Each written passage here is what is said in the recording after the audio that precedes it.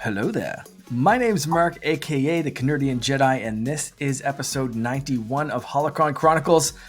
Sadly, I am without my trusty co-pilot. My Chewbacca is a little under the weather, off exploring another galaxy, but we'll have him back soon. Charlie, hope you're feeling good, and I hope a quick recovery, and we'll get you back next time. But instead of Charlie, I have a very special guest. You may know him as Star Wars Nerd 00 on Instagram and elsewhere on the internet. You may know the podcast. You know what? I'm going to let you do the Tales of Peridia. I'll let you tell people all about that. But Kenrick, how you doing? Welcome to the show. I'm happy to have you on here. Hello there. Thank you for having me on the show, man. I'm extremely excited to be here. Like I'm a little nervous. I'm not going to lie. Don't be nervous at all. This is a very chill show.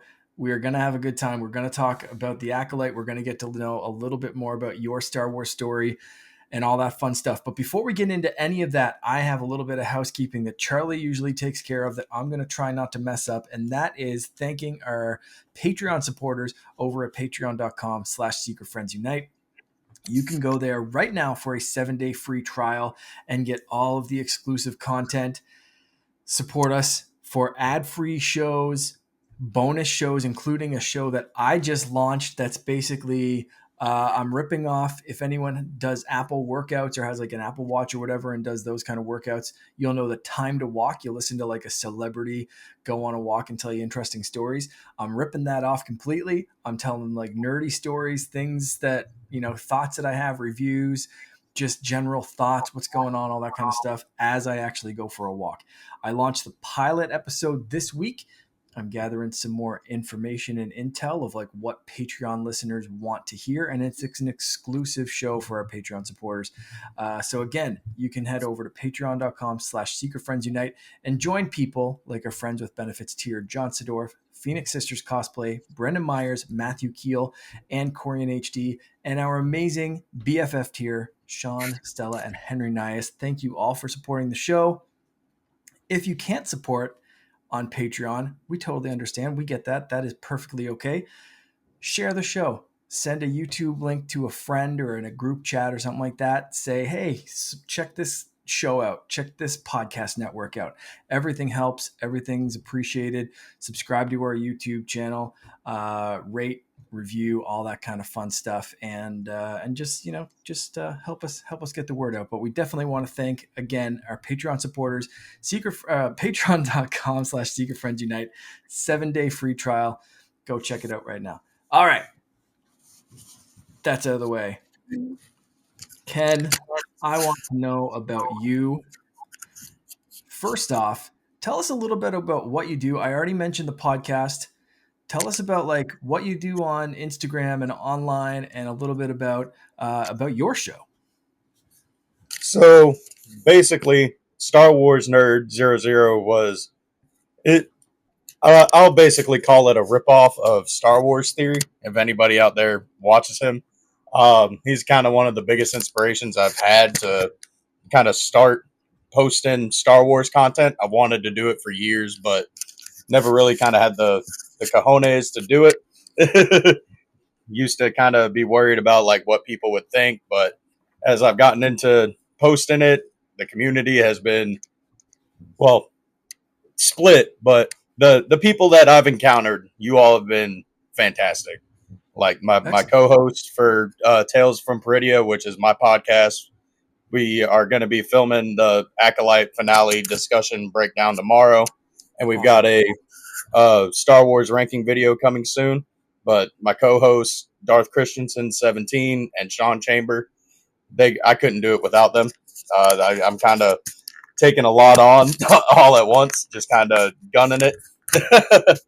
But over there, we just kind of, right now we're talking about the Acolyte, obviously, but I'm about to film a couple more like interview videos and I'm going to Cool. be taking a break and just kind of recentering both my channels around what I love about Star Wars because Mm. this show has.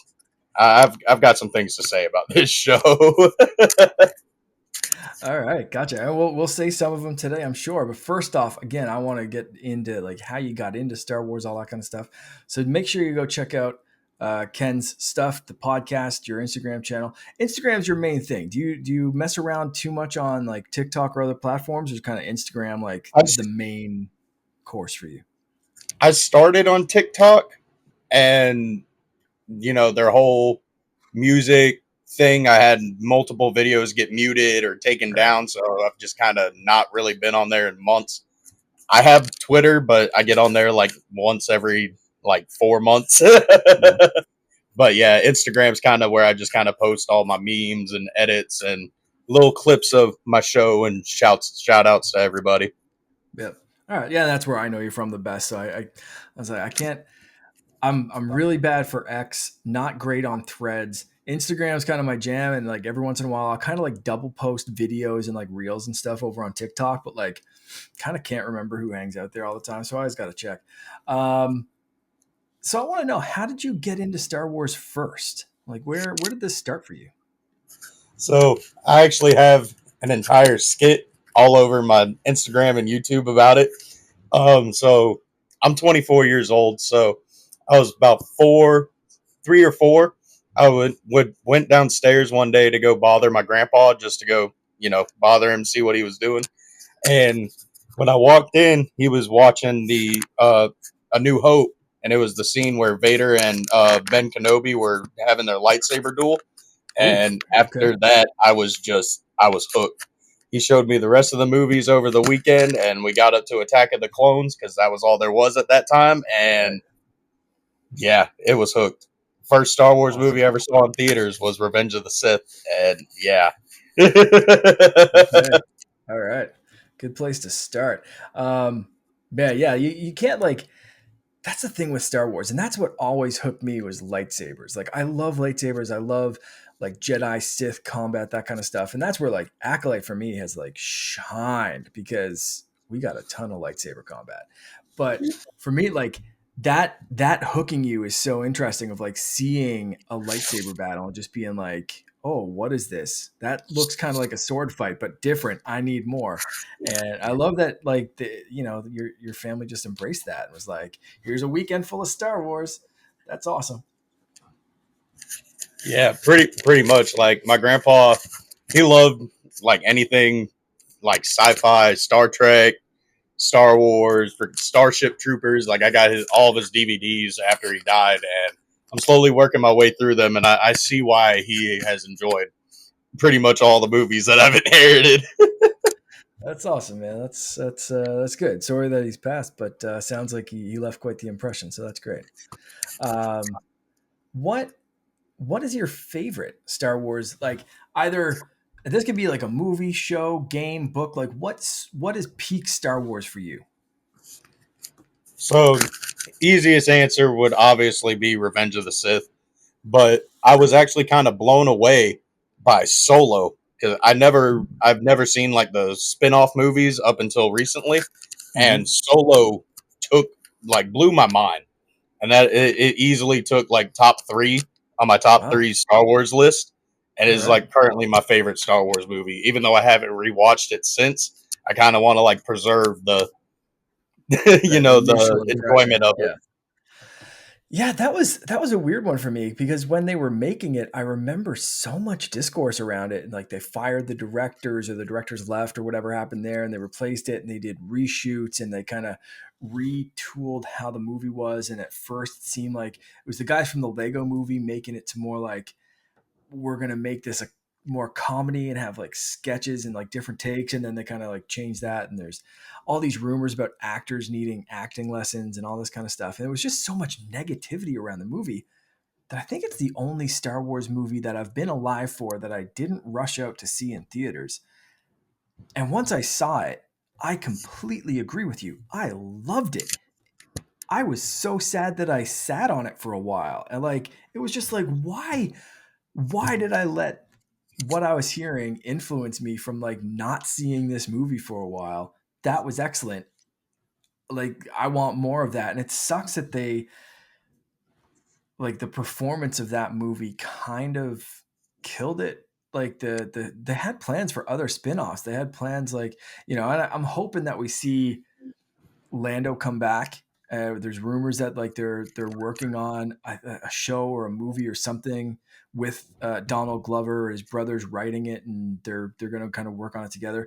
I'm hoping that kind of brings back that era, because I'd love to see that group again. In that timeline. I think it was a Dude, great movie. I completely agree with you. For me, the reason I didn't go out and see it was because of The Last Jedi. It was just the whole timing of when they released it. Because didn't they Mhm. also release it around the time of Deadpool 2?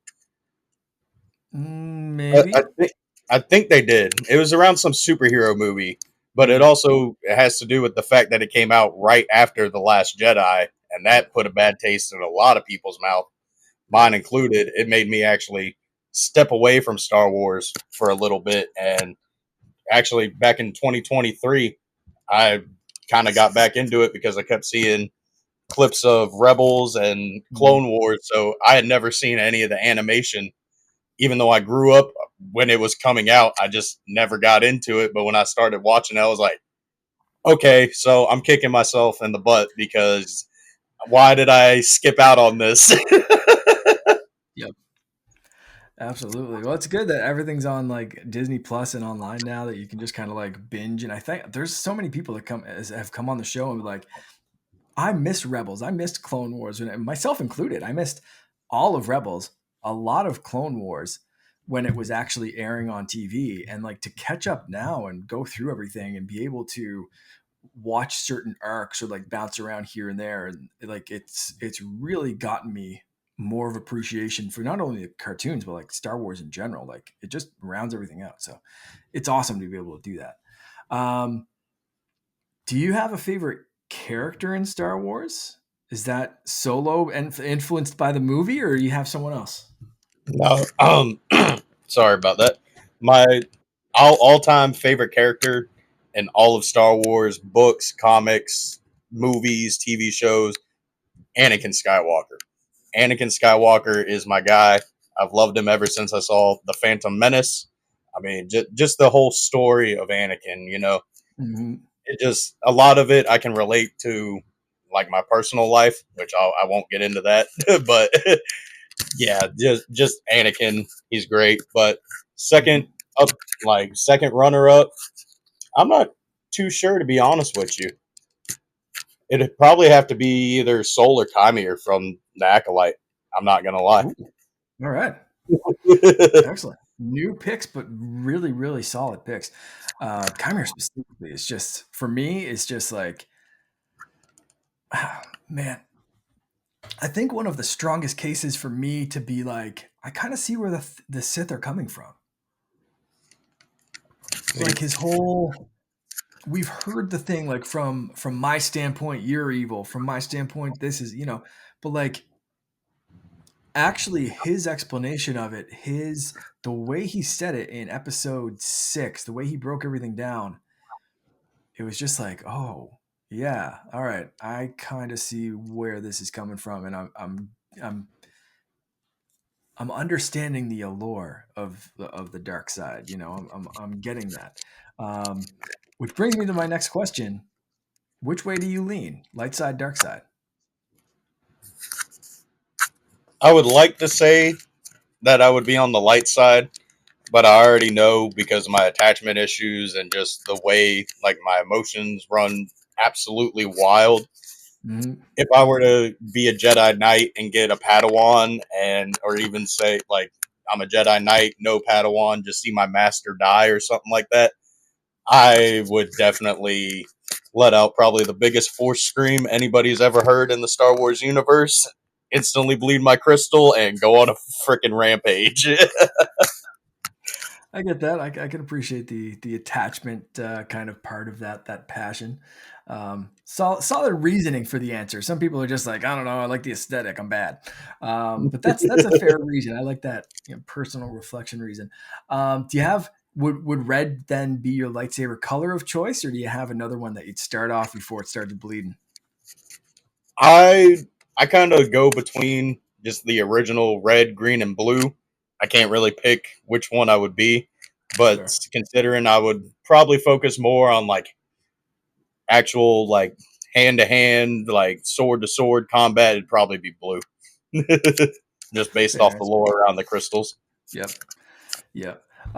Speaking of like crystals and stuff, for me, my lightsaber from Galaxy's Edge is like right back there. That is my favorite Star Wars collectible, and I got two crystals when I was building it. I couldn't decide, and something went wrong, and I picked green. But after I was building, they kind of like put me aside, and they were like, "Do you want another crystal?" And I was like, "I could not decide between green and blue until I got here, and you're telling me the Force gave me both. That is awesome." That's my favorite Star Wars collectible. Do you have a favorite collectible item? Something that's a wicked tapestry behind you. Like, do you Oh have yeah, some Star Wars collectibles? What's Oh my god, um, that's even cooler when you see both sides. Um, yeah, dude. y- My buddy Chase sent me that and a couple of different items, but I'll actually. Oh, sorry about that. I'll grab it real quick. we're going for a tour. I've got a couple lightsabers and different Black Series figures, but this is my all-time favorite lightsaber of Yep, all Star Wars. The Tusken Slayer. It's my favorite lightsaber I own. My favorite collectible I own. I awesome. play with this thing like for hours on the daily. I can't lie. That is Just sitting awesome. there turning it on and off. I love playing with the lightsabers, man. I got like there's lightsabers everywhere. I got one right here. There's another one there. There's one behind me. I'm with you. I'm always spinning a lightsaber around or doing something with them. It's fun. They're great. They're iconic. Um, do you have is that your favorite lightsaber design? Yes, it's my favorite lightsaber design of all time. High Republic, New Republic, Galactic Republic, friggin' New Republic. What Everything. all the republics? This is the my favorite saber that they've ever come out Nice. with. Nice. George Lucas Nice. cooked when he made this one. I can't argue at all. We talked a couple of days ago about some of my favorite designs. We were talking about the Rancor tooth, I think, in specific, Yeah. specifically the Tenel Ka. Um, I always loved that design, man. And I found some like Young Jedi Academy books that I had. They were just kind of like I moved a box and they were all just right there. I was like, oh, this is great. I got to reread some of these books and get reassociated with Tenel Ka. But like that's the reason. As soon as I saw that Rancor tooth, I was like, yep, my girl is going into my saber. Let's go. That and Gunji. Got the wood, got the Rancor. I'm happy.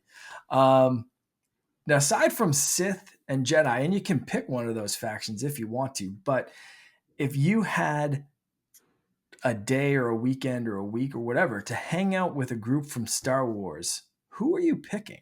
Are you picking Sith, Jedi, bounty hunters, Mandos? Like, where are you going? I'm going with the Jedi because I want to see. I kind of want to see like what is so great about the way that they go, like especially Mm, during like the prequel era. I would love to hang out with them and just kind of right, see like why the Jedi way is the way that it is. You know, like why right. can't you guys get married? Why can't you guys love? Like why is that? Well, I guess that would kind of be earlier, but I'd love to hang out with the prequel era Jedi.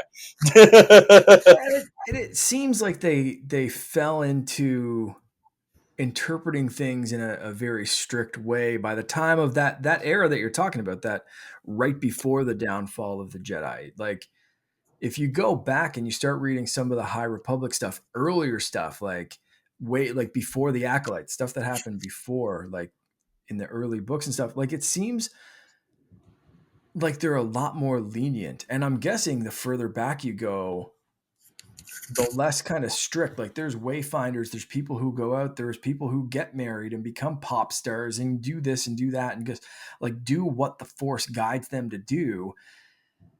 And it seems like actually with the Acolyte, and that's one of the reasons I really kind of dug it, is because it seems like we're seeing that funneling in of these like strict rules, the Senate taking a deeper look, the government starting to like look at the Jedi and say like, yo, you guys got to tighten up your ranks. You guys got to do some shit. And the Jedi saying like, they're going to come after us if we don't do this. And it seems like we're getting the first little inklings of that. Like, we're going to strict up, we're going to follow everything to the book, to the letter, and that kind of stuff. So like, as a subplot of the Acolyte, I kind of enjoyed seeing that as like a canon explanation of like, the galaxy kind of doesn't trust us. We've seen some stuff in the books and the comics and whatever leading to this, whether it's an explosion or a council. I think that Charlie and I talked about a couple of episodes ago. Like right up to this episode, we see these little seeds planted that lead up to exactly what you're talking about of like, when did the Jedi become so strict? How did that happen? And I'd love to see that explored more.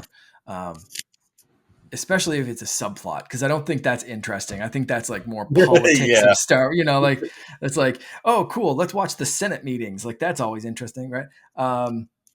But it's like when it's weaved into a more interesting story, I think it could be done cool, pretty well.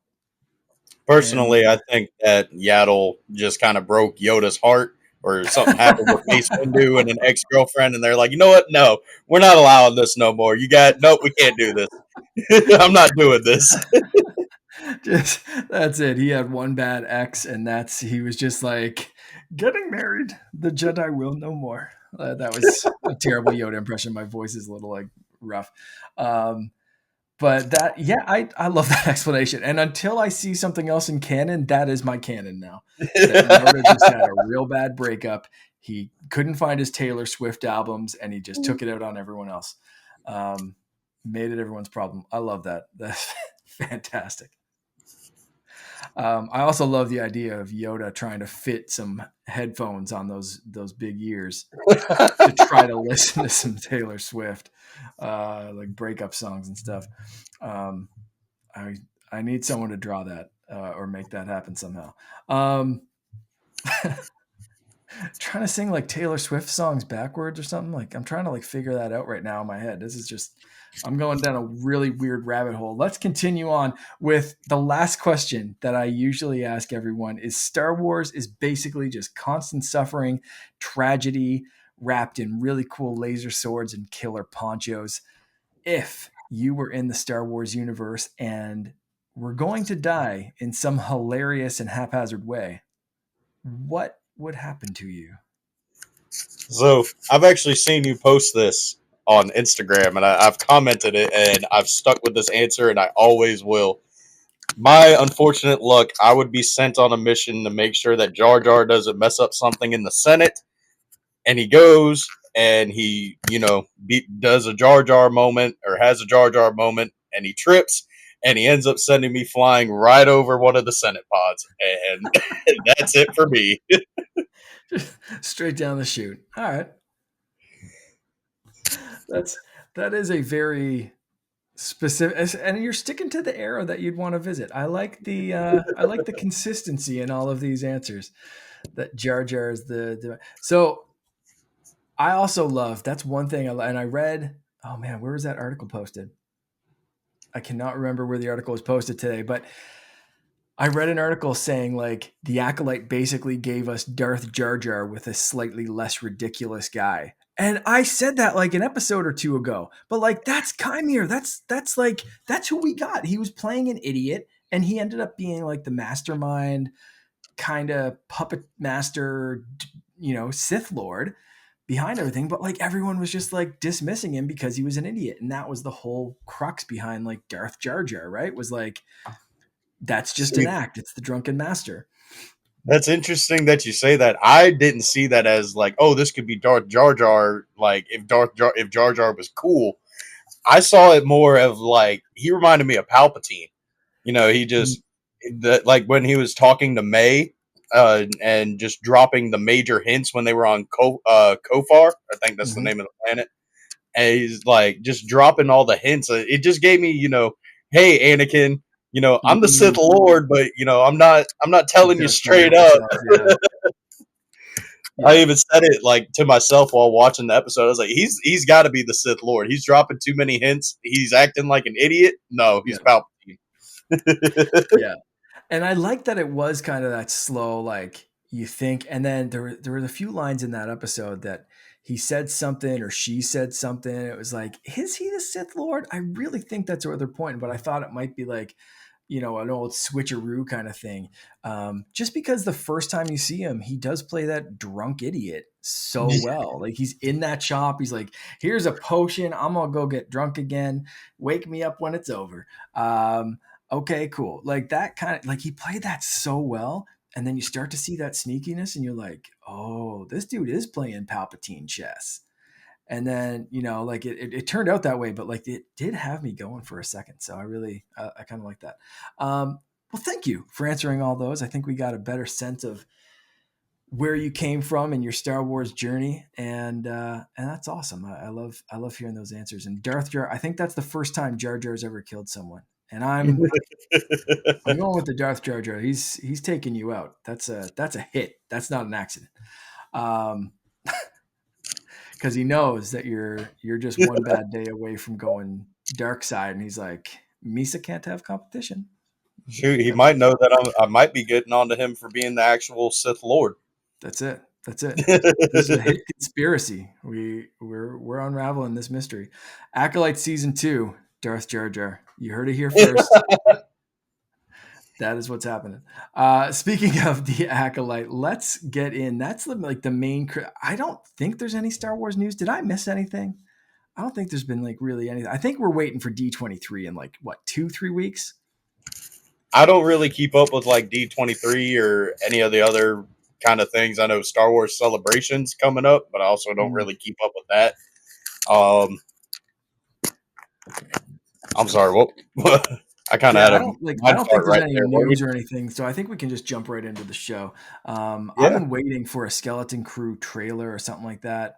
I really think it makes sense for them to drop it while like everyone's talking about the Acolyte, whether it's good or bad. It's out there, right? Everyone's saying like this is the worst show ever, or this is the best show ever, or like let's get Acolyte season 2. Maybe there shouldn't be, maybe there should be. They're definitely whatever. Like people are talking about it. So like Drop Skeleton Crew is like, hey, you're talking about Star Wars. Here's what's happening next. But like we haven't gotten that yet. So when it happens, I we'll got a talk about question it about here. Skeleton Crew. Yeah. Is Skeleton Crew supposed? I don't know anything about it. Is that supposed to be like animation or live action? No, it's live action. Jude Really? Law is apparently playing a potentially former Jedi. So we don't have much aside from some leaks from the last Star Wars Celebration. We haven't had so much as a trailer, and this show is supposed to be coming out by the end of the year. Um, so my theory is we're going to get a trailer in the next 2, maybe 3 weeks if they push it back to like timed out with D23. But I'm really thinking in the next week or two we'll get a trailer. I could be wrong, but we'll see by the next episode. If I'm right, we'll have seen the trailer already, and if I'm wrong, then I'm wrong. So you can come at me in the comments, whatever.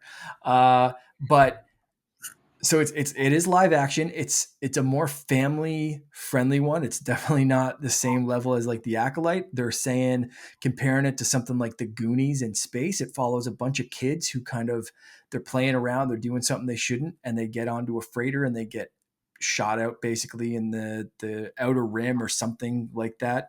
Apparently, they get mixed up with space pirates. It's happening in the same timeline as the Mandalorian because some of the pirates that he tussled with in season 3, I want to say, some of those pirates are back, and so there it's kind of going to be that was season 3, right? Mandalorian.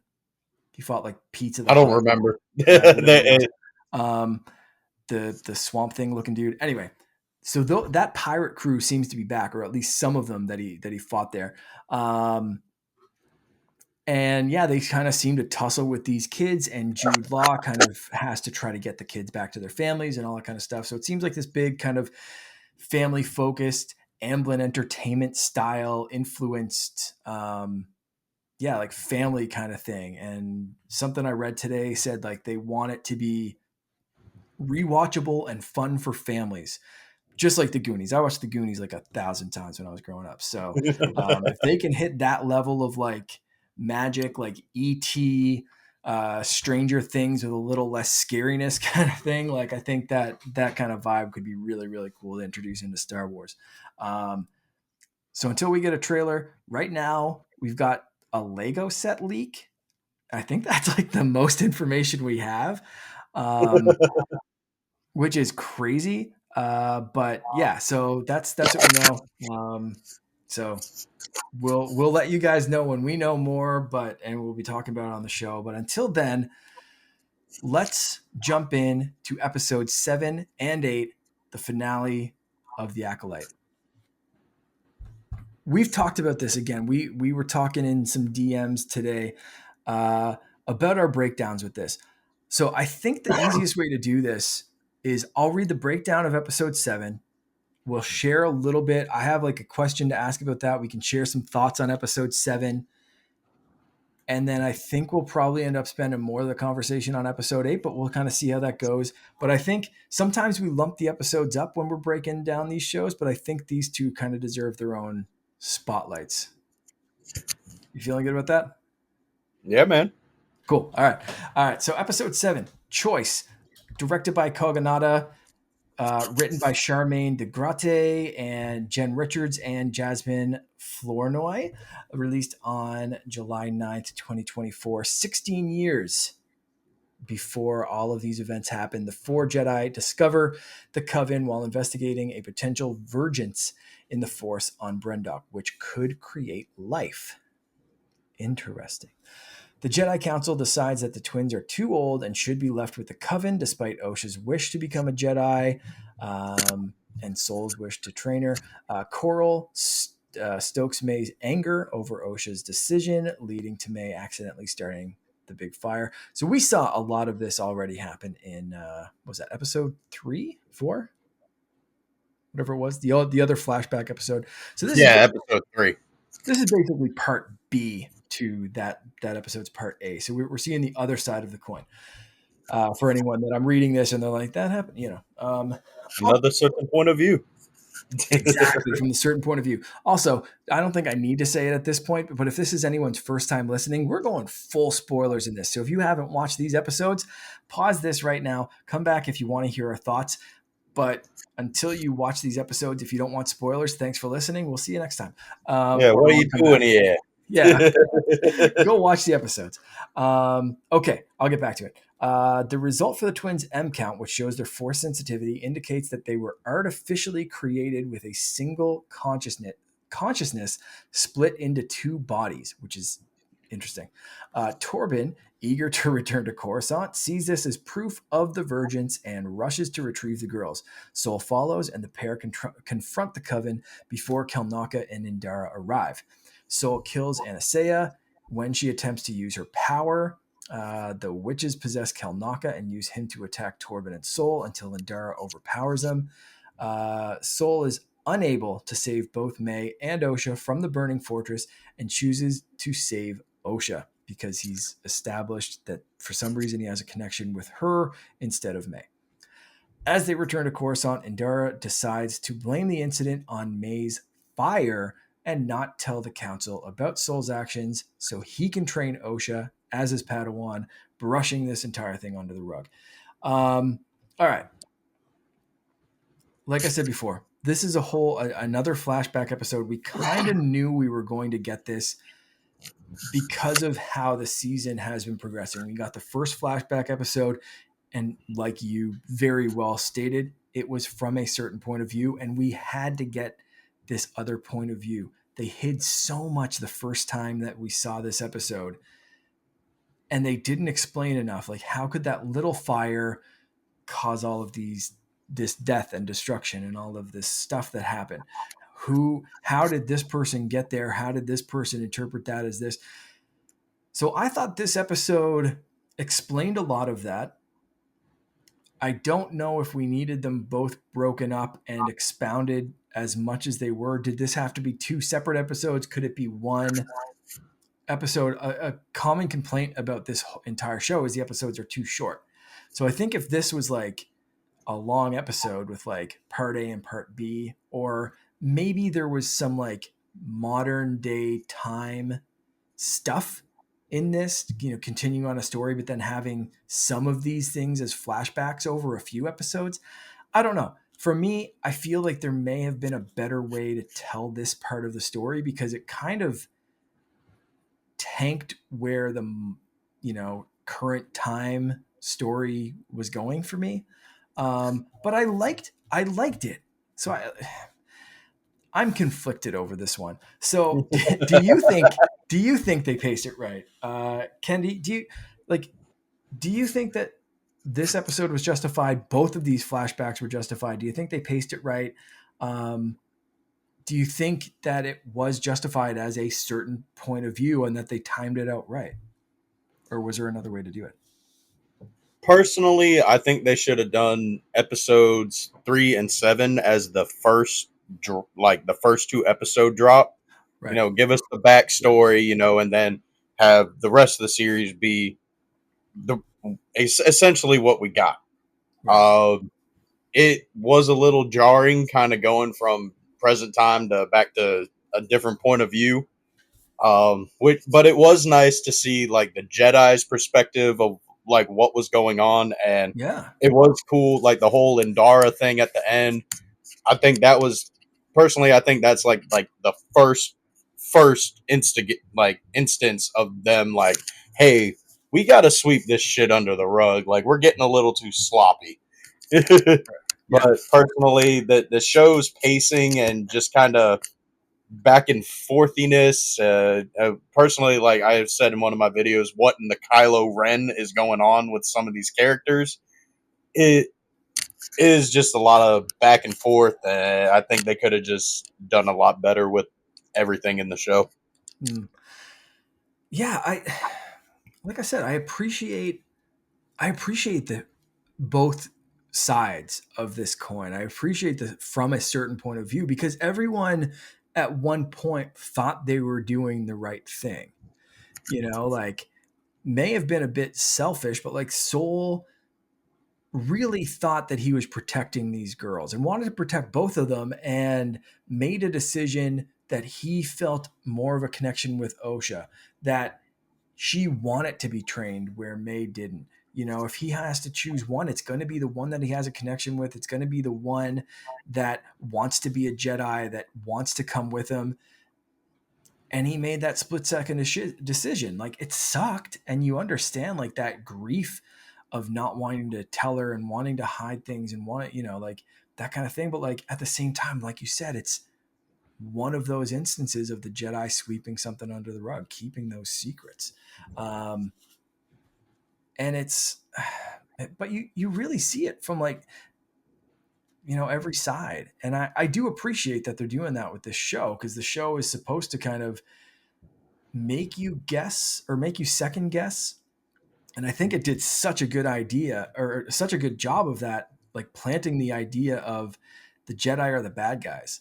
And I kind of appreciate them saving this for episode 7 because it really seemed to get some people pissed off that this show was painting the Jedi as like the straight up bad guys, where they revealed in this episode, like the Jedi Council said, leave these witches alone. The other Jedi they were there on the planet. Like people thought it originally like, oh no, they're stepping out of their boundaries. They're stepping into this other planet. They're stealing these kids. They're doing this. The Jedi had no idea this planet was inhabited by anyone. They were there because some virgins in the Force caused plant life and animals and stuff to show up. It was just like, cool. Here's a mushroom. Here's some grass. Can we go home now? Like Corbin said, he was like, everyone, like, you understand that view, right? Like, here's another piece of grass. There's 6 million pieces of grass. Can we get off this dumb planet now and go back to Coruscant where everything's awesome? I do got something to say about the Torben thing. For Yeah. everybody complaining that, oh, Torben's homesick, he wants to go home, blah blah blah blah blah. Yo, first of all, he's a Padawan. He probably has never left Coruscant for more than maybe like a week or two at a time. Yeah. And in the 2D Clone Wars series, Obi-Wan Kenobi, a Jedi Master, complained to Commander Cody that their siege, wherever they were, was taking too long and that they had already been there for a month. Yeah. Yeah. You get it. But like, it's like that's it. I remember being that kind of like young, obnoxious, like, are we there yet? Are we there yet? Are we there yet? And your parents take you to somewhere that they think is interesting or relaxing, whatever. They just want to get away and relax. And you're like, what do you mean there's no Xbox here? Are you kidding me? We're in the cabin in the woods. I got to go play with mosquitoes. Get me home. And like, Exactly. you're like, no, this is a camping trip. That's what we're doing. Go count the grass. And it's like, dude, no. Like, get me back to my Halo. Like, I remember being that kid. So when he's complaining, like, great, another mushroom. Can we go home now? Like, I get it. 100% get that point of view. Dude, I Easy. agree. I Yeah. completely related to it, but he's just like, so what? There's life. Like, who cares? Like, no one cares, man. Why is this so important to the Jedi? And he even Yeah. said in the episode, like, if only I knew that this was somehow like important or of some importance, I wouldn't be complaining. Yep. Because And that's this is and you probably his first mission. and again, you get that as a kid of like, I remember being in school and they get you to do homework or busy work, and then you'd get like a check mark on it, and then it'd never have any relevance again. Or like you're learning something in a class and you're like, when am I gonna ever use this again? And they're like, just do the work. You're like, no, but why? Why can't we learn about Exactly. how to file taxes? And they're like, shut up and do this. It's like, I don't want to, but I'm gonna. Okay, cool. But like, so I love that character moment and the impatience. But I really think this episode again was well timed, specifically for that reason. Is so many people online were like, this is painting the Jedi as the bad guys. They're terrible. They're doing all this. Where in reality, we found out in this one that the Jedi Council and everyone else other than him and Soul basically were like, get the F off this planet and leave them witches alone. Like, this is not our Yeah. turf, not our territory. Go away.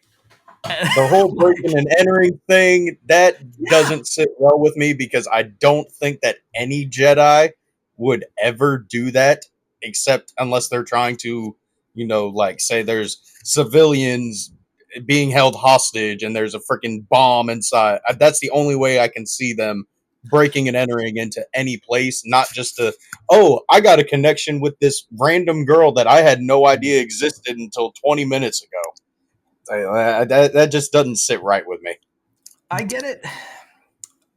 For me, the suspension of disbelief of that kind of force connection or seeing something and thinking like, someone saying like, don't get seen, like you're on a dead planet. Who are you going to get seen by? Why is this girl in the woods, this woman in the woods keeping these kids a secret? Who is she kidnapping these kids? Cause she was acting kind of sketchy of like, looking around, making sure no one's following them. Like, there's nobody here. Who's going to follow them? They didn't know the Jedi were here, did they? Like, why are they acting so sketchy, right? Like, Well, didn't they if have? I was, well, go ahead. I'm pretty sure at one point in episode 3 they like talked about the Jedi had already been there for a while and that they were moving in closer and closer towards the fortress or whatever. Oh, okay, I right. might So be the wrong though. witches knew the Jedi were there, but the Jedi didn't know the witches were there. Okay, all right. I'm wanting to say that that's what happened. Don't quote me. Okay, Don't. no, and you're probably right, and that's why they look sketchy. But again, in episode 7, um, we see it from the Jedi's point of view, and they don't know that the There's no witches witches. know that they're there, right? Like, they just see this grown ass woman being like, "Come on, kids! Like, we got to move. I'm being sketchy as hell." Like, and so like, of course, Space Cop's going to be like, "What are you doing with them kids?" Like, you know what I mean? Like, it's like, if I saw someone up the street being like, "Come on, kids, you got to get in the car," and the kids were looking around like, "What?" I'd be like, Yeah. "Excuse me, hold on, you a parent or what's going on here?" Like, I just, like, and I'm not even a space cop wizard. Um, so, so yeah, I don't know. I did think overall it was good to get the second part of this episode, but again, I found both 3 and 7 kind of grinded that modern story to a halt. And I don't know. I'm curious. I kind of want to binge this whole series now and see if it flows more or see if it still slows the pacing down. I think that'll be my next thing. Yeah, my main issues with 3 and 7, I've said it before, and I'm going to be very vocal about it. I got to. I'm an Anakin fanboy. Episodes 3 and 7 was basically a watered down retelling of a Phantom Menace. I Mm, mean, to me, it just feels like they've completely diminished the point of the movie. And I mean, the whole thing with the sequels and Palpatine coming back, to me, that felt like that kind of ruined his redemption and, him being like destroying the Sith and bringing balance to the Force. And now I understand that there's been teachings and other people have attempted to create life, but it just feels weird that this random group of witches that we've never heard about created it, and now they're most likely going to be the inspiration for season 2. Spoilers, Plagueis, anybody who doesn't know the story, the whole he was trying to create the perfect dark side user, and the Force rebelled and created Anakin. These twins are obviously going to end up being the inspiration for that, because he's going to be like, well, these are split into two. I'm going to create one. And mm. I just don't like it I I'm meshing going to with. say something that might slightly alter your view on that. Slightly. I don't want to try to influence how you're feeling, and the way you're feeling is fine. But Plagueis being shown in the shadows in episode 8, I think tells us that Plagueis has been in the shadows this whole time. And I don't think the witches alone created those girls. I think that was attempt number 1 I could or see that. attempt number something. I think that was Plagueis. I think he may have helped the witches or the witches helped him, but I don't think they were acting alone. I think the mother was powerful, but I think she needed Plagueis's help, and I think he's been the puppet master behind this whole thing. And that little glimpse of him in episode 8 showed us that he has been in the shadows, lurking around, not saying a thing, not being seen, just out of the periphery. But I think he's the reason for all of this happening. And I think the girls are just a precursor to his experiments that led to Anakin. I don't think they diminish anything. I think they prove why Anakin happened, because Plagueis has been effing around since this time. See, I do like that point of view. That I have not thought of it. I have kind of thought of it like that, but I'm currently reading the Plagueis novel, and I Right. know I'm mixing canon and legends, but Yeah. personally, I go by my own head canon. I pick and choose. Like Yeah. I don't consider the sequels canon to me at all. But of course, those are somebody's favorite movies. Like Yeah. that, but the prequels are mine. Somebody's are the sequels, and Ray is somebody's Anakin to them. Yeah. So Yeah. I Absolutely. got to kind of keep stuff like that in mind. But Right. oh, dude, I just had a brain fart. I kind of forgot what I was going on about. No, no worries. All Oh, right. I got something to say about Oh episode yeah, 7. yeah, yeah. Go, go, go. As much as I didn't like the first half, the whole Wookiee fight scene, Oh eh, man. Jeremy Bloor, one of my good buddies, he's an absolute Wookiee fanatic. I'm sorry, bud. Kelnaka fighting, even though we didn't get to see, Wookiee being Wookiee, ripping off limbs and being absolutely brutal. Dude, just imagine fighting. How tall are Wookiees? Like 7, 8, 9 foot tall. Yeah. Just imagine one of those coming at you with a damn lightsaber. Like Mm-mm. the No. Soul, I thought was gonna say "oh shit," and I thought we were gonna get the first shit bomb dropped when he looked and saw Kelnaka. Because who would not be terrified to see that? I mean, come on now. So one of my favorite games to play while I'm watching anything, but especially Star Wars, is where would you put the F bomb if you could only put one F bomb in a movie that has none? And I played it watching this, and that was the moment of just you see Kelnaka, he's gone, and there's just witches in there instead. And that's the point where you drop that fuck. And that's it. And then the Wookiee chart. Like that is for me, that's like, oh man, that's the moment right there. If in all of Star Wars, like even more than the kids when Anakin lights his lightsaber, which up until that point is my favorite place. Yeah, just like possessed Wookiee Jedi. Nope, that's your F-bomb moment. I don't care. Franchise, like that's it. Sure, it could be Palpatine, extending his lightsaber out of his sleeve and becoming a giant blur of red light. But Yeah, no, I think seeing just a Wookiee with possessed eyes, I'd be, yeah, oh fuck, yeah. Yeah, I'm done. that's your F bomb moment of the franchise. I think if someone has a different, better one, Palpatine, and it could because that one would be muttered by Sam Jackson, which I think would have had some gravitas to it. But I'm still thinking Kelnaka possessed tops that one. I want to hear. Let me know in the Discord group. Join up. Let me know or like DM me if you have a better one. But I'm thinking that's like top picking. We've alluded to episode 8 several times at this point, so I want to jump into that. Since we've already mentioned it, we got to look our first, I think, first in canon appearance. We've got to mention back in the prequels, Darth Plagueis the Wise. Have you ever heard the tragedy? We finally saw the guy lurking from the shadows. Like I already said, he seems to have been the puppet master. I have some questions. We also got a glimpse of Yoda.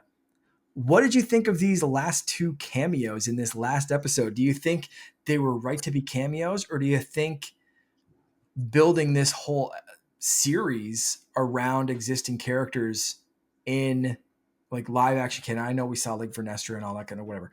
Like what? How you feeling about those cameos? Did they add? Did they take away? Personally, I don't know how to feel about the Yoda cameo. It Okay. was pretty cool. I wish they would have utilized it differently. Like I would have loved to see him just like in the background. Like say him and Hu Yang are loading up a shuttle or a ship full of younglings to go to Ilum to get their kyber crystals. I would Yes. have preferred that over Vernestra going to tell him the story about Soul because Yep. she didn't tell him the truth. She didn't tell him about Chimere. Mm, We already know that she told Yoda the exact same thing she told the Senate. yep. I don't think that Yoda knowing about that should have been a thing, especially the Kiadi Mundi thing. Where I'm not going to talk about that. That's been talked about enough. But the Plagueis one, I wish I had.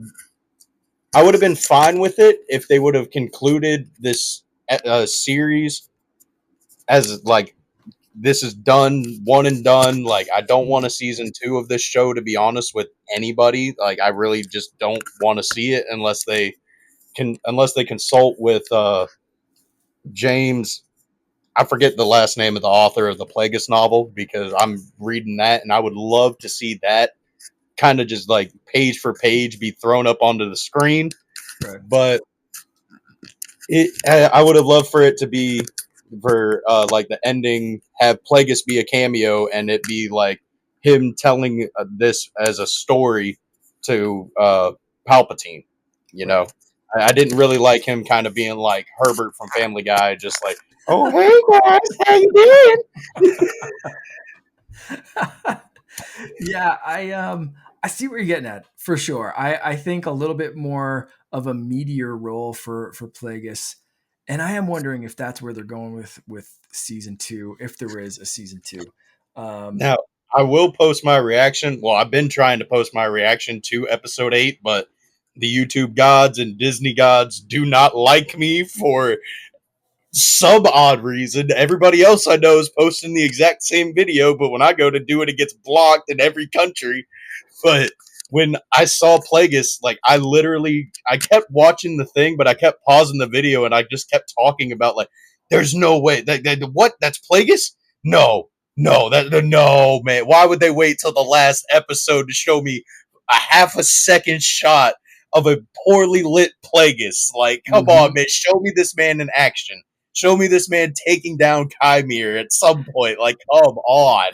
And that's the reason that I think so strongly that they showed him the way they did is because they want you to know that he has been in the shadows. That's exactly what I'm talking like.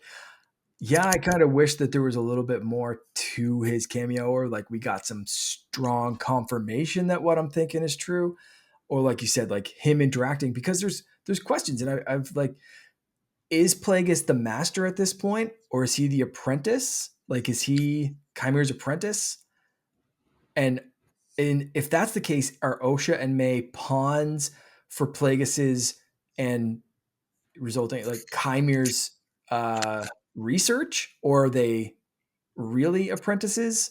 Um, is Chimera a full Sith? Did he tell Plagueis to go F himself, and now Plagueis is just spying on him and the twins and plotting against everyone? It like there's so many questions that need to be answered. And like I guess that's not the story they were telling in season one, and I think we have to kind of accept the story that they were telling versus the story that we wish they would tell, and hope that maybe they'll answer some of that in season two. Because there is that like expectation versus want versus what was delivered kind of thing, and I've struggled that with the past, but like um, it's a tough balance, right? Like so there's so many questions. Just one the 2-second cameo, like all of these questions. See, I was talking with my buddy Darth Christensen earlier, and he thinks that obviously the planet they're on is Baldemnik because it's Oh the yeah, Cortosis mine. And 100%. me and him kind of think that it is like right as Plagueis and Tenebris purchased the planet to mine all the Cortosis and all that. Mm. And personally, I think that Chimere is Darth Venemus from the Plagueis novel. And I Oh, know he's a okay. Bith. Yep. He's a Bith in the book, but he's only in like 2, 3 parts max of the book. And so I would love for, him and Plagueis to face off in season 2, and maybe like season 2 just kind of be like the Plagueis novel, And he because for a does. show about the Sith, this wasn't really about the Sith, to be honest with you. In my opinion, they focused a lot on witches and Jedi. Chimer's helmet specifically looks very Bith-esque from a distance. Like if you kind of see him in shadow in passing, like there is a way to be like, was that like a big bulbous Bith head? Like what the hell was that? What did I just see? And like you live to tell the tale, but you're like, I don't know.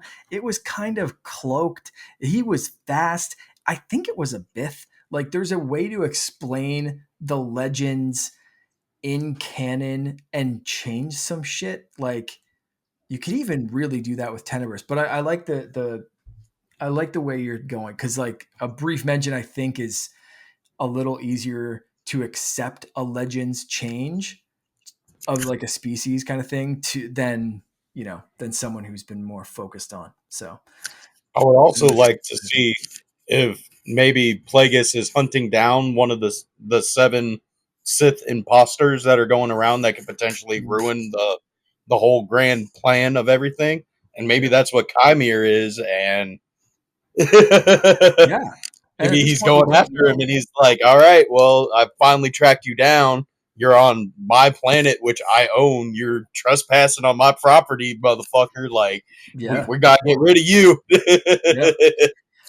Yeah, there's so many questions, and that's why for me, I really want a season two, because I'm hoping they answer these questions. And I think now that they've established, we don't have to go back. We don't have to see what brought the twins to the point that they're at. We don't have to see the Jedi lied about this and the witches were doing this shady thing. We don't have to do all that kind of stuff. We know now the backstory of these characters and how they got to where they are.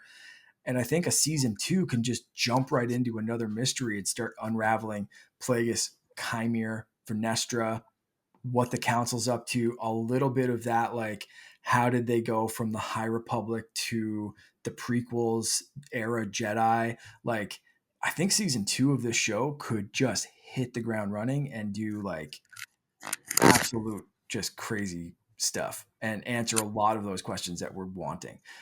Whether they answer them in the way that people want them to, stick to legends, make up some new stuff, who knows? But I hope that they get the chance to do it, just because I kind of want to see where they're going with it.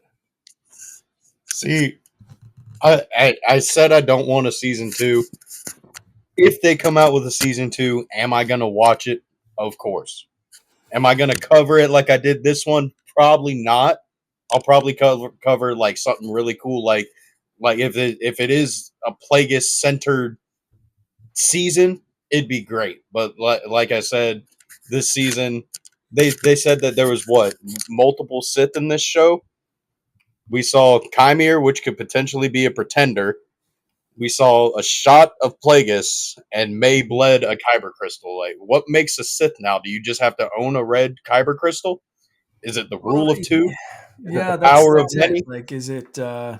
And that's the thing. And I remember an explanation of the rule of two a long time ago. I can't even remember who said this or where it was, but I remember the explanation of the rule of two being more of an interpretation that there's always a master and an apprentice. So you're not going to see like a Sith school, but there could be more than one master and apprentice. The rule of two in that case was more applied to they travel in groups of two.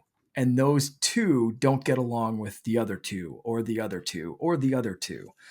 But they can coexist with differences. And I know that's kind of not the established and accepted canon, but I wonder if they could be kind of going that way with Chimere's explanation of like, I guess you'd call me a Sith, whatever, call me what you want to call me, I'm gonna kill you anyway. Like, I wonder if they're just playing a little bit fast and loose with like that definition of like, what is a Sith, what is a dark side user, what do we call someone who's not a Sith but still a dark side user but not like a witch of Dathomir or something like it's we don't really have a name for that, right? Like we don't like Yeah, even Kylo Ren was never a full Sith, and we just kind of we no, call him because he was a Kylo Knight of Ren, Red.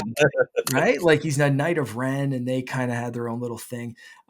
But like he was possessed by the dark side, like he was trapped by the dark side. If you read, I can't remember if that was the novel or the comic. I talked about this earlier. Shoot. Anyway, but like there's those explanations of like the dark side trapped him, and he that's what caused the dyad and all this kind of stuff. But like I again, season 2 I think could explore that of like what's the naming convention, what are the rules, are there rules at the like uh, yeah, it to me that's all interesting stuff that I'm hoping that they cover in season 2. I could be disappointed if there's a season 2 and they cover none of this stuff.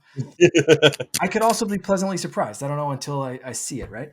Um, so I we'll do. we'll see. Yeah, I do just want to say that from my knowledge about the Rule of Two, it was started from Darth Bane because there right. was the whole. Well, I'm not extremely knowledgeable in the Old Republic, High Republic. The prequel era is like my forte, is what I know the most about. But from what I've looked up and all the videos I've seen, there was like the whole Sith Empire going on, and Mm-hmm. Darth Bane was like he got tired of everybody trying to one up each other and they're killing each other off. So he's like, you know what? We're gonna have battle royale, the last one standing. You're my apprentice. You're gonna learn my teachings, and then you're gonna teach my teachings on to your apprentice after you kill me or I kill you and I get Yep. another apprentice, whatever.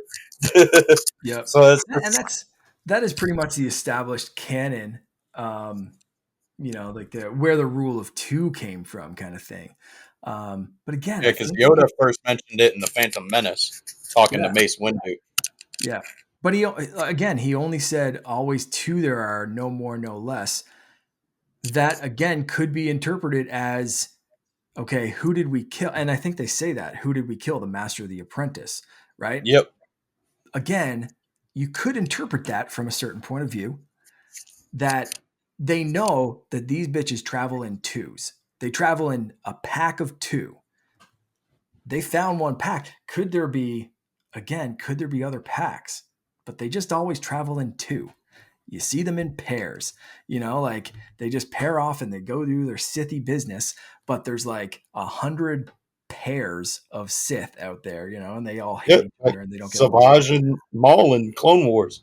Right. They were Sith. They were trying to kind of take over the thing, but Yeah. yeah, Yeah. So I mean, we've seen that kind of go down in canon. So I'm wondering if this could be another interpretation of that. Um, One thing I want to say, and we're running a little over an hour, so I do want to get to a couple of final things. I want to ask your favorite scenes, your favorite moments from this episode. We've talked about it with the Wookiee stuff in episode the possessed battle in episode 7. What were your standout moments for episode 8? easily Soul versus Chimere on the bridge when he first comes up. Thank you for leading her to me. Like, we make a great team. You brought my apprentice. I have your apprentice. Like, and then Soul just ignites the saber, and they just. I wish they would have incorporated, him using the cortosis more during the battle, but Dude, so I don't know if you noticed, his arm gauntlet was missing. I don't know if that got what? damaged. He was not I've wearing it. seen this show 3 times. This episode 3 times, and I did not notice that He because was I not know he's. wearing it. So that's one of the reasons he wasn't using as much cortosis. I have to say, cortosis is insane because when they locked their sabers and then they twisted so the sabers were I was just interlocked about to again, talk about that. the way that the cortosis was trying to grab the energy of the lightsaber, even from that distance, was just like, oh, dude, this is insane. And Soul realized what he was trying to do, shut off the saber, like, man, Dude, that would have so been good. the entire fight scene. Dude, use your helmet, dude. In episode 5, you're just sitting there headbutting sabers and stuff. Like, why are you not doing that now? And Yeah. that whole the easily my favorite scene is when he takes apart his saber and he throws the Shoto and the normal one, and it boomerangs around Soul, and he just force pushes both of them out the way. Dude, I love that. I was screaming in my seat. And we This is Star Wars to me right here. Yes. And we always get people saying, like, why don't you just throw lightsabers? Why don't you do? And we just found out, like, Soul just proved why that's a shit idea. Because one really good force push, not only are you on your ass, but your weapons are now scattered. It, like, that is your boomerang didn't come back to you, and now you got nothing. You got your fists in a cortosis helmet. Like, you better hope that you recover quick. And he did, luckily, but like Shoot, we saw that is he the tried to reason why it's not good. force grab his lightsabers, and Soul just like got in the way and like pretty much threw him Mhm. off threw him off his train and was like, "Yo, no, dude, you're not getting these sabers right now." Like, no. Yeah. Yeah. So like not only did it make for a really, really entertaining fight, but like answered a question of like why you don't throw your saber. Cause like sure that works if you're up against a stormtrooper or something, that someone that can't use the force to force push it. Like you're up against another force user who knows what they're doing. Like they're not only pushing you out of the way, they're pushing your weapon out of the way to opposite ends of wherever you're fighting. And like Soul just completely showed like why he's the one training the younglings in sword fighting. Um, so good.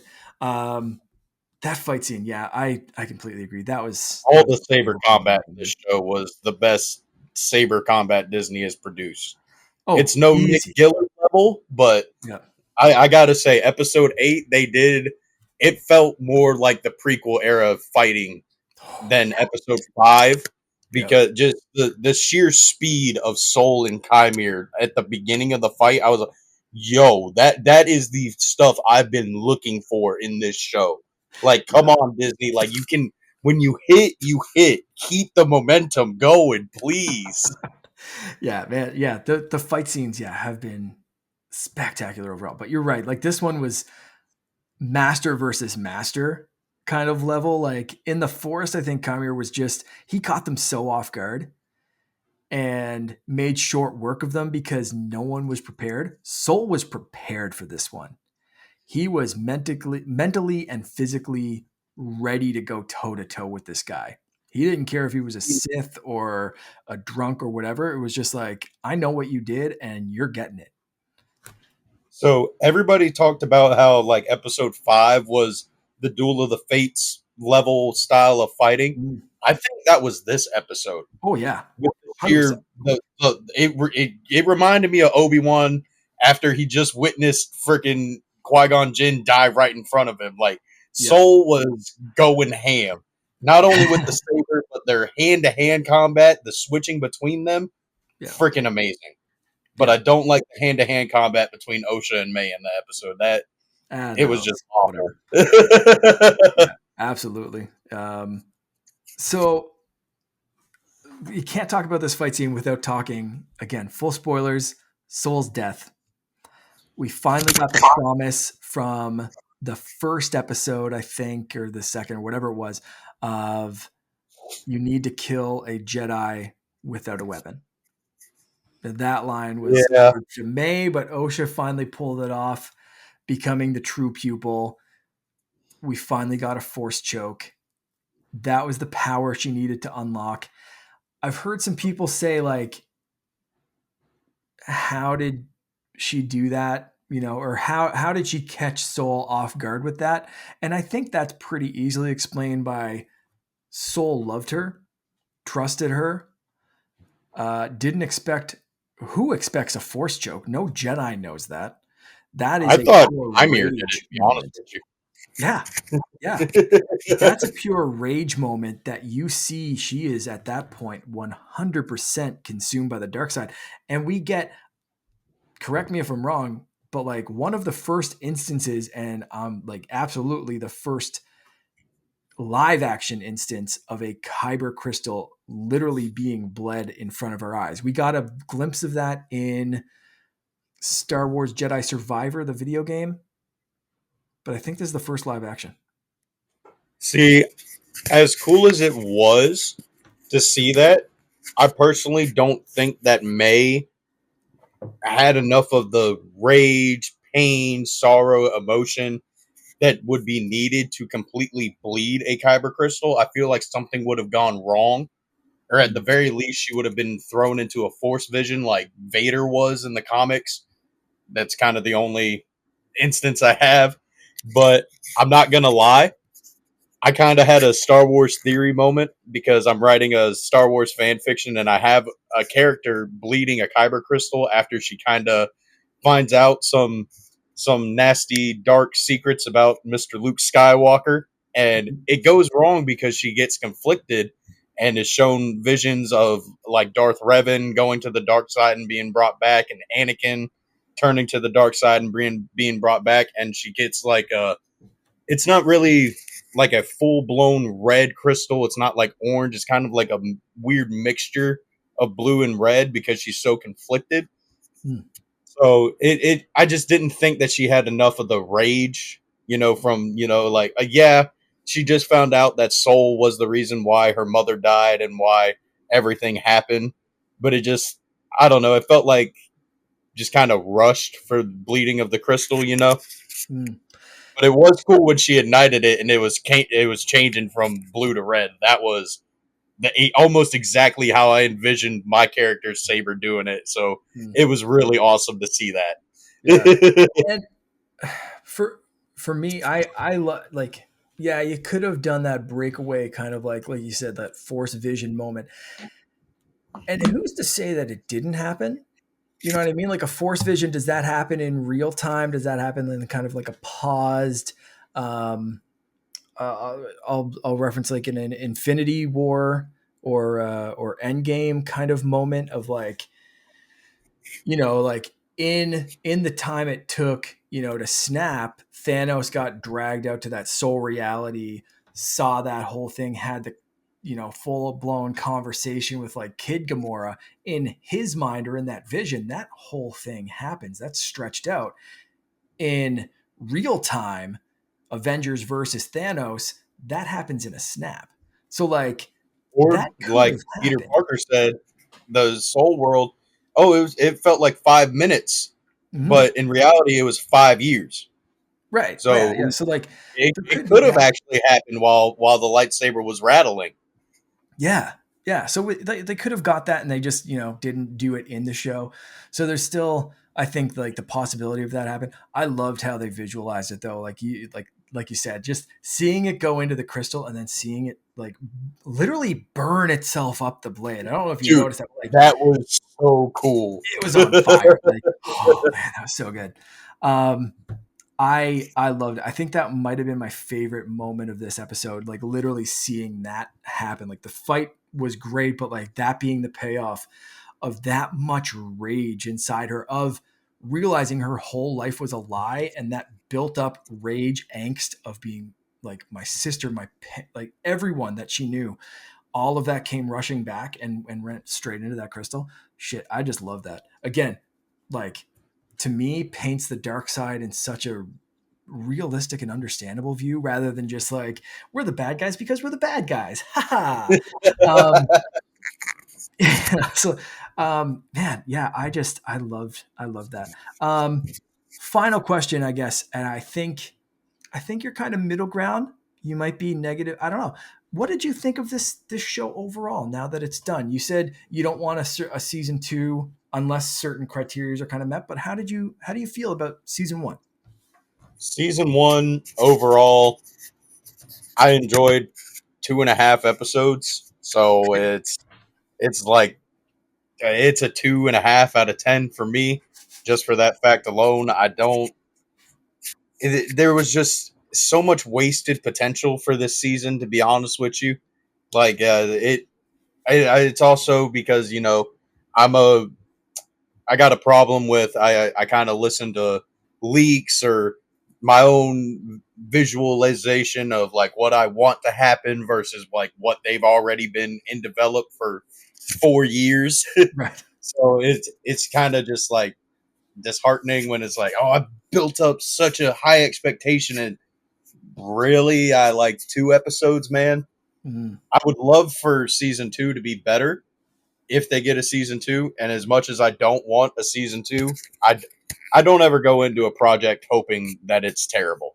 I mean, you guys can see my initial reaction video to the trailer. I mean, I was so ecstatic and just ready for this show to eat. And it gave me the last bit of crumbs at the bottom of the pot. But if somebody loves this show and it's their favorite Star Wars anything, more power to you. I'm jealous. I wish I could have loved it. I wish it was good.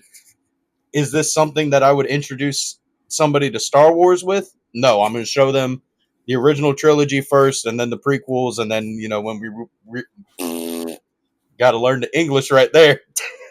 And when we go to rewatch it, watch it 1 through 6. I'm not going to mm.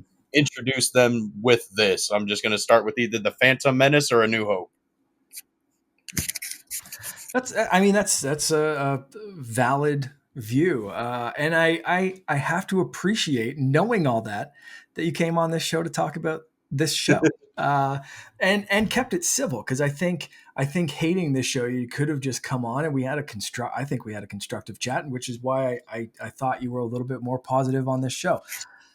Um, than you actually are, which like kudos to you, man. Like the being able to discuss it and pick out some of the high points for you, um, while only liking 2.5 episodes. I think that's great that you kind of stuck with it and Well, it's like didn't my like it buddy and gave it a Jeremy try and you always came says, on.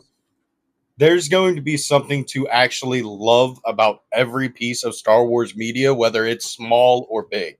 Like, Yeah. I absolutely hate episode 8 and 9. Like, I don't consider those canon to me. Those, I wish they didn't exist. But the scene where Poe's like, I'm sorry, everybody, I failed you. There's too Mm, many of them. And Lando's like, yeah, but there's more of us, Poe. Like, dude, the goosebumps I got seeing that, like, I yeah. can't lie. I love that. Seeing Yeah. Force Ghost Yoda in episode 8, I absolutely loved it. There's stuff to love about it, but overall, most of it's just not for me. I've got Yoda's quote from that scene carved into the back of my iPad. We are what I they can't grow really see beyond. it on the camera, but We, I mean, it's you're not going to be able to read it on camera, but it says my iPad says we are what they grow beyond. Um, with and above that it says FN2187 because my son's name is Finn. So I got the Finn and we are what they grow beyond. So because I love that scene. I love that quote for sure. For me, and I think Charlie and I are going to cover this, but I'll get into my overall thoughts a little bit right now. I really liked this show. I thought there were things, obviously, they could have done better. Again, with episode 7-3, I'm wondering about pacing. I really wonder if this is more of a bingeable show rather than a weekly drop. I appreciate some of that mystery being drawn out, but I had some issues with pacing. Had some I think issues it with would be better as bingeable. I think so. And I thought the same thing with Andor. Start with 3 and 7 first for the Acolyte. I might try that. I like that order. But overall, I thought it was an interesting view into the workings of the Jedi, the start of the downfall of the Jedi, um, you know, the temptations of the dark side, whether it was Sith or fake Sith or a splinter group. I don't really give a shit, to be completely honest. I just don't. And I think that was the point. I think that's the point of what Keimer was saying. Like, call me what you want to call me. I'm just doing what I want. And you guys are coming at me and I'm going to take you out. And that's what I I love. just want to wield my power the way I want to. He That's it. literally He said that. doesn't care about the labels. And that's why I don't. Like, does this break the rule of two? He doesn't care, so I don't care. Like, until you get someone that's like, you guys are going against the rule of two, and Keimer's like, yeah, I guess we are. Or he's like, no, we're not. We're two of us right now. What do you mean Plagueis is in that cave? I didn't know about that. Like, they could show me a bunch of different ways, but until they show me a reason to care, I simply don't, because Keimer doesn't care about anything except having an apprentice, having an acolyte. And that's what he calls her. And that's what the show is called. And I think that's what it's about. For me, it's about that and how that reality can twist the Jedi.